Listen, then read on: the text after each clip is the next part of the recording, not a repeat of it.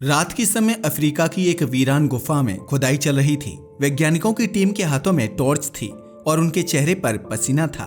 अचानक एक झटका सा लगा। सर, कुछ मिला है।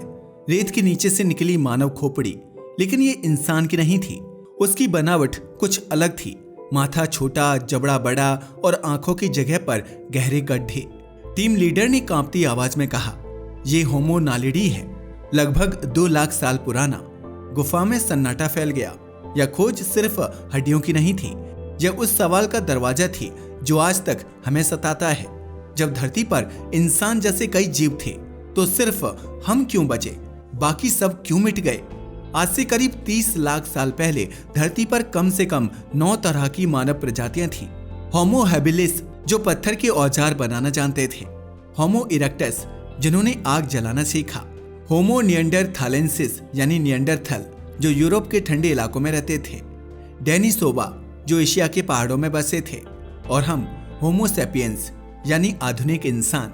इनमें से हर एक मानव था, 2 पैर पर चलता, औजार बनाता, शिकार करता, लेकिन एक एक करके सब मिट गए, सिर्फ हम बचे। वर्ष था 2010। साइबेरिया की एक बर्फीली गुफा से मिली एक उंगली की हड्डी ने पूरी दुनिया के वैज्ञानिकों को हिला दिया। डीएनए जांच में पता चला यह किसी अलग मानव प्रजाति की थी, जो कभी इंसानों के साथ रहती थी। उसका नाम रखा गया डेनिसोवा, यानी यह साफ था, हम कभी अकेले नहीं थे। एक वक्त था जब पृथ्वी पर एक साथ कम से कम 5 मानव प्रजातियां चलती थीं, जैसे 5 इंसानों की दुनियाएं एक ही मंच पर टकरा रही हों। लेकिन जैसे जैसे वक्त बीतता गया, सब एक एक करके गायब होते गए।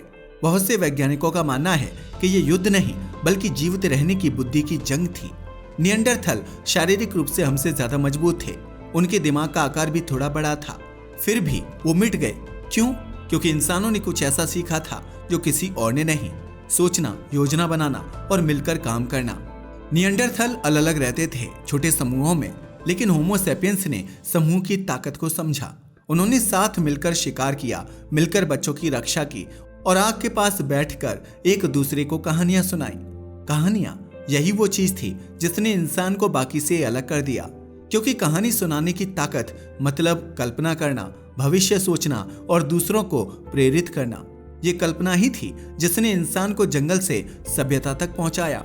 आज हमारे डीएनए में 1% हिस्सा निएंडरथल का और 2% हिस्सा डेनिसोवा का पाया गया है। इसका मतलब हमने उनसे सिर्फ लड़ा नहीं, उनके साथ रहे भी। कई जगहों पर दोनों प्रजातियों के बीच मेलजोल हुआ और उनके जीन्स हमारी नसों में आज भी जिंदा हैं। यानी बाकी प्रजातियां पूरी तरह गायब नहीं हुई, उनका एक छोटा सा हिस्सा हम में समा गया। लेकिन सवाल अब भी वही था, अगर हम सब साथ रह रहे थे तो सिर्फ हमारी प्रजाति ही क्यों टिक पाई?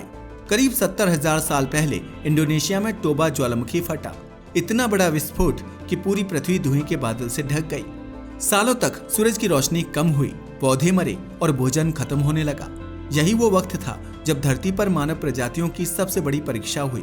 निएंडरथल और अन्य प्रजातियां जो एक ही इलाके पर निर्भर थीं, भूख से मिट गई। लेकिन होमो सैपियंस ने कुछ और किया। उन्होंने माइग्रेट किया। वे अफ्रीका से निकलकर एशिया, यूरोप और अंत में पूरी दुनिया में फैल गए। उनके दिमाग ने उन्हें यह सिखाया, अगर जमीन मर रही है तो आसमान की तरफ देखो, शायद कोई और जगह जिंदा हो। यानी इंसान सिर्फ लड़ा नहीं, उसने सीखा और अनुकूलित किया। यही उसका सबसे बड़ा हथियार था।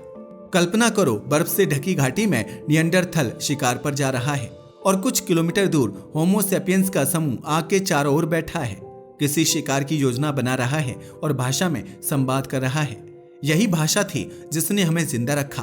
भाषा से टीम बनाना, ज्ञान बांटना और आने वाली पीढ़ियों को सिखाना संभव हुआ। बाकी प्रजातियां एक दूसरे से संकेतों में बात करती थीं, पर इंसान ने शब्दों से सभ्यता बनाई। लेकिन इस जीत की कीमत भी थी। जिन रास्तों पर इंसान चला, वहां दूसरी प्रजातियां मिटती चली गईं। कहीं संसाधनों के लिए संघर्ष हुआ, कहीं बीमारी फैली, कहीं इंसान खुद ज्यादा सक्षम साबित हुआ। आखिरकार लगभग 40,000 साल पहले धरती पर सिर्फ एक ही मानव प्रजाति बची, होमो सैपियंस यानी हम। आज हम आसमान में उपग्रह भेज रहे हैं, समुद्र के नीचे शहर बना रहे हैं, लेकिन यह मत भूलो, हम उन्हीं की राख पर खड़े हैं जो कभी हमारे जैसे थे। हर बार जब आप आईने में अपना चेहरा देखते हो तो समझो उस चेहरे में निएंडरथल की थोड़ी ताकत, डेनिसोवा की थोड़ी बुद्धि और लाखों सालों की जंग की कहानी छिपी है। गहरे जंगल में रात थी। एक जलती हुई मशाल हवा में लहरा रही थी। चारों तरफ आग की लपटें उठ रही थी। गुफा के बाहर कुछ अजीब आवाजें, जैसे कोई जंग चल रही हो। शिकार नहीं, यह एक मानव प्रजाति दूसरी मानव प्रजाति से लड़ रही थी। यह दृश्य कोई कल्पना नहीं, बल्कि एक सच्चाई है। कभी धरती पर इंसान जैसे कई जीव एक दूसरे से टकरा गए थे, और इस टकराव में धीरे धीरे इंसान ही इंसान का शिकारी बन गया। यही वो पल था जब इंसान ने यह साबित कर दिया कि वो सिर्फ जीने वाला जीव नहीं, बल्कि कब्जा करने वाला जीव है। होमो सेपियंस यानी आधुनिक इंसान ने अपनी बुद्धि से औजार बनाए, लेकिन जल्द ही वही औजार हथियार बन गए। पत्थर की नुकीली धार, आग से गर्म किया गया भाला और समूह में हमला करने की कला, इन सब ने इंसान को बाकी प्रजातियों से आगे निकाल दिया। निएंडरथल ताकतवर थे, पर अकेले लड़ते थे। इंसान ने मिलकर युद्ध करना सीखा। उसने दुश्मन को खत्म नहीं किया, बल्कि उसकी जगह छीन ली। धीरे धीरे यह लड़ाई जंगल से निकलकर पूरी धरती पर फैल गई। जहां भी इंसान गया, बाकी प्रजातियां मिटती चली गईं। करीब 5 लाख साल पहले इंसान ने आग को काबू में किया। यह वो क्षण था जिसने पूरी प्राकृतिक व्यवस्था को बदल दिया। अब रात में अंधेरा उसका दुश्मन नहीं रहा। जानवर उससे डरने लगे और इंसान का आत्मविश्वास बढ़ गया। लेकिन असली कमाल था पकाना। जब इंसान ने मांस को आग में पकाया तो उसे ज्यादा ऊर्जा और कम मेहनत में पोषण मिला। यही ऊर्जा दिमाग को बड़ी मात्रा में ग्लूकोज देने लगी, जिससे सोचने की शक्ति और भी तेज हुई। इंसान का मस्तिष्क बड़ा हुआ और कल्पना की शक्ति जन्मी। अब वो सिर्फ जीव नहीं था, वो सोचने वाला जीव बन चुका था। जब प्रकृति ने इंसान को दिमाग दिया तो शायद उसने सोचा नहीं होगा कि यही दिमाग एक दिन विनाश का कारण बनेगा। अन्य मानव प्रजातियां प्रकृति के साथ संतुलन में रहती थीं। वे जितना चाहिए उतना ही लेती, लेकिन होमो सेपियंस ने संसाधनों पर हक जताया। उसने नदी पर बांध बनाया, जंगल को जलाया, जानवरों का झुंड खत्म किया। धीरे धीरे उसने यह समझ लिया, मैं सिर्फ जीने नहीं आया, मैं राज करने आया हूँ। यही सोच बाकी प्रजातियों के लिए मौत का कारण बनी। वैज्ञानिकों को अफ्रीका, यूरोप और एशिया में मिले पुरातात्विक प्रमाण बताते हैं, जहां भी होमो सेपियंस पहुंचा वहां पुरानी मानव प्रजातियां जल्द ही गायब हो गईं। यह कोई संयोग नहीं था, या तो संसाधनों के लिए टकराव हुआ या इंसान ने उनके क्षेत्रों पर कब्जा कर लिया। कुछ जगहों पर संघर्ष हुआ, कुछ जगहों पर बीमारियां फैली जो होमो सेपियंस लेकर आया था। बाकी प्रजातियों का इम्यून सिस्टम कमजोर था, वे नई बीमारियों से मर गईं। इस तरह बिना गोली चलाए इंसान ने आधी धरती जीत ली। इंसान की सबसे अनोखी क्षमता थी झूठ बोलना और कल्पना करना। यह सुनकर अजीब लगता है, लेकिन यही उसकी असली ताकत थी। एक निएंडरथल सच्चा था, जो देखता वही मानता, पर इंसान ने ऐसे विचार बनाए जो वास्तविक नहीं थे। देवता, डर, नियम और समाज। उसने कहा, अगर आप साथ रहो तो हम सब मजबूत बनेंगे। लोगों ने विश्वास किया और इस तरह सभ्यता की शुरुआत हुई। लेकिन साथ ही शुरू हुआ धोखा, राजनीति और भय का खेल। बाकी मानव प्रजातियां इतनी जटिल सोच तक नहीं पहुंच सकी, वे भविष्य की कल्पना नहीं कर सकी। यहीं पर इंसान आगे निकल गया। करीब 40,000 साल पहले इंसान ने गुफाओं में चित्र बनाने शुरू किए। भैंस, हाथी, तारे और रहस्यमय आकृतियां। यह सिर्फ कला नहीं थी, बल्कि ज्ञान साझा करने का तरीका था। इन चित्रों ने समूहों को जोड़ दिया। अब इंसान सिर्फ परिवारों में नहीं, बल्कि सभ्यता में जीने लगा। उसने साथ मिलकर खेती की, पूजा की और इस तरह समाज का जन्म हुआ। बाकी प्रजातियां छोटी टोलियों में बटी रहीं। उनके पास यह साझा विश्वास नहीं था जो इंसान को एक करता था। यही वजह बनी कि वो पीछे रह गईं और इंसान आगे। इंसान जितना समझदार हुआ, उतना ही निर्दयी भी। जब उसने देखा कि बाकी प्रजातियां कमजोर हैं, तो उसने उनके प्रति दया नहीं दिखाई, बल्कि उन्हें कमतर समझा। ये वही मानसिकता है जो आज भी हमारे भीतर जिंदा है। जब हम जानवरों, पेड़ों या किसी कमजोर को कमजोर समझकर कुचल देते हैं, यानी इंसान की बुद्धि ने उसे जिंदा रखा, लेकिन उसकी संवेदना को मार दिया। साइबेरिया से लेकर अफ्रीका तक वैज्ञानिकों को पुरानी मानव प्रजातियों के सिर्फ अवशेष मिलते हैं। टूटी हड्डियां, आधे जबड़े, जली राख और कुछ औजार। हर हड्डी एक कहानी कहती है। हम भी इंसान थे, लेकिन तुम्हारे जैसे नहीं। और यह बात सोचकर रूह कांप जाती है। अगर कल हमारी जगह कोई और विकसित प्रजाति आई, तो क्या वे हमें भी विलुप्त मानव कहेंगे? आर्कटिक की बर्फ के नीचे एक विशाल गड्ढा धीरे धीरे पिघल रहा था। वैज्ञानिक नीचे झुककर बर्फ के अंदर झांक रहे थे। वहां मिली एक हड्डी किसी जानवर की नहीं थी, बल्कि मानव जैसी थी। डीएनए जांच हुई, वो किसी ऐसी प्रजाति की थी जो लाखों साल पहले विलुप्त हो चुकी थी। और अब इंसान खुद उसी रास्ते पर चल पड़ा है, वो रास्ता जो विलुप्ति तक जाता है। कभी जो बुद्धि उसकी सबसे बड़ी ताकत थी, अब वही धीरे धीरे उसका सबसे बड़ा दुश्मन बन रही है। हजारों साल पहले इंसान ने खेती सीखी, शहर बसाए और सभ्यताएं बनाई। उसने आग, हवा और पानी पर नियंत्रण पाया, लेकिन यह नियंत्रण धीरे धीरे दमन में बदल गया। आज इंसान हर जगह है, पर्वतों पर, महासागरों में और अंतरिक्ष में भी। लेकिन जो चीज वो भूल गया वो थी प्रकृति के साथ उसका रिश्ता। बाकी सभी मानव प्रजातियां प्रकृति के साथ जीती थीं। वे धरती का हिस्सा थीं, उसके मालिक नहीं। पर होमो सैपियंस ने खुद को भगवान समझ लिया। जब इंसान ने विज्ञान बनाया, उसने बीमारियों को हराया, आसमान छुआ और परमाणु शक्ति पाई। लेकिन उसी विज्ञान से उसने बम भी बनाए जो पलक झपकते लाखों को मिटा सकते हैं। ये वही पल था जब इंसान निर्माता से विनाशक बन गया। हमने देवताओं को गढ़ा पर खुद ईश्वर की तरह व्यवहार करने लगे।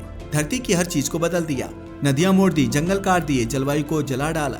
अब सवाल ये नहीं कि क्यों बाकी प्रजातियां मिट गईं, सवाल ये है कि कब तक इंसान खुद को मिटने से बचा पाएगा। जब निएंडरथल मिटे तो उनके पास संसाधन खत्म हो गए थे। जब डेनिसोवा खत्म हुए तो जलवायु बदली थी। आज वही दोनों चीजें फिर से हो रही हैं। संसाधन भी खत्म हो रहे हैं और जलवायु भी बदल रही है। इंसान अपनी बुद्धि के नशे में इतना आगे बढ़ गया कि उसने प्रकृति की सीमाओं को लांघ दिया। ग्लेशियर पिघल रहे हैं, समुद्र बढ़ रहे हैं और नई बीमारियां लौट रही हैं। जैसे कि धरती खुद कह रही हो, अब तुम्हारी बारी है। जिस दिमाग ने हमें सभ्यता दी वही आज हमारी बर्बादी का कारण बन गया है। क्योंकि हमने सोचना सीखा लेकिन समझना नहीं सीखा। हम तकनीकी में आगे हैं पर भावनाओं में पीछे। हम उड़ान भर सकते हैं पर दिल से अब जमीन से जुड़े नहीं। बाकी मानव प्रजातियां भावनाओं से जुड़ी थीं। वे अपने बच्चों, समूहों और प्रकृति से गहरे बंधे थे। हमने इन सब को आधुनिकता के नाम पर खो दिया। आधुनिक वैज्ञानिकों ने एक नया शब्द दिया है, एंथ्रोपोसेन। इसका मतलब है धरती का वह युग जिसमें इंसान स्वयं एक भूगर्भीय ताकत बन गया। पहली बार किसी जीव ने धरती की दिशा बदल दी। हमारे औद्योगिक धुएं ने वातावरण को जहरीला बना दिया, हमारी प्लास्टिक ने समुद्र को दफन कर दिया और हमारे शिकार ने हजारों प्रजातियों को मिटा दिया। इतिहास के पैमाने पर देखें तो हर मानव प्रजाति का जीवन लगभग 10 लाख साल चला, लेकिन होमो सैपियंस को अब तक सिर्फ 3 लाख साल हुए हैं और हम पहले से ही अपने अंत के निशान छोड़ चुके हैं। यह सवाल अब डरावना नहीं, वास्तविक है। अगर इंसान ने अपनी आदतें नहीं बदली तो वही होगा जो निएंडरथल के साथ हुआ था। धीरे धीरे संसाधनों की कमी, जलवायु परिवर्तन और आपसी संघर्ष से सभ्यता खुद को खा जाएगी। फर्क सिर्फ इतना होगा कि इस बार कोई और प्रजाति हमारी जगह नहीं लेगी, क्योंकि हमने धरती को इतना नुकसान पहुंचाया है कि अब नई शुरुआत भी मुश्किल है। लेकिन कहानी यहीं खत्म नहीं होती। अगर इंसान विनाश कर सकता है तो निर्माण भी कर सकता है। हमारे पास भाषा है, ज्ञान है और तकनीकी है जो सबको बचा सकती है, अगर उसका इस्तेमाल जीतने के लिए नहीं बल्कि बचाने के लिए किया जाए। अब वक्त है कि इंसान सबसे ताकतवर प्रजाति नहीं बल्कि सबसे जिम्मेदार प्रजाति बने, क्योंकि असली सभ्यता तब नहीं आएगी जब हम मंगल पर पहुंचेंगे, बल्कि तब आएगी जब हम अपनी धरती को बचा लेंगे। निएंडरथल की गुफाओं से मिली आखिरी हड्डी पर जलेपन के निशान थे। शायद उन्होंने आखिरी बार आग जलाई थी जीवित रहने की कोशिश में। अब वही गंध जलती हुई धरती की हमारी हवा में भर रही है। यह इतिहास की फुसफुसाहट है जो दूसरों को मिटाता है, वह खुद मिटने की तैयारी भी करता है। अगर हम सीख गए तो भविष्य हमारा होगा, अगर नहीं तो हम भी बस एक और कहानी बन जाएंगे, पुरातत्व संग्रहालय की एक टूटी हड्डी की तरह।